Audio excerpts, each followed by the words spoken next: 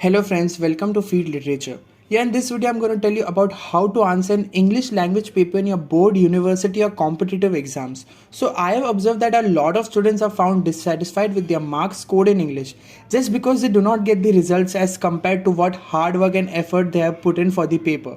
You must have read all the topics and notes, but still you are failing to score marks. This video is for you. So first of all, you have to keep in mind that a perfect presentation is very necessary at any place. I'll give you these 4 easy and genuine suggestions for writing your answer paper in the exam. Number 1. Now any English language paper mostly starts with a brief Q&A question that, let's say, contains of 6 to 7 marks. For answering such questions, follow this pattern. Let's take an example. There is a question that goes like, why was Nirupama's name unusual? You can start like, this question is taken from the lesson Profit and Loss. The lesson's name is Profit and Loss. Then you can give a short 2-line description about what the lesson is based on, like what is the theme. So the theme of this lesson is based on the dowry system. Then you can write 2 more lines about the author who has written this lesson. For example, this lesson is written by Rabindranath Tagore. Then after that, start writing your answers. Keep in mind, writing your answer point wise will help you constructing your answer in a best way, and also it will become more easier for the examiner to go through it. Your marks won't be deducted. Number 2. Neat and clean handwriting. Your writing should be neat and clean, and also you must try to write the answers in a little bigger handwriting so that the examiner would find it easy to go through it. Number 3. Avoid overwriting. Avoid overwriting and scratching the wrong words you have written in the paper. You can just simply use a pencil to scratch the error you have made in the answer. Number 4.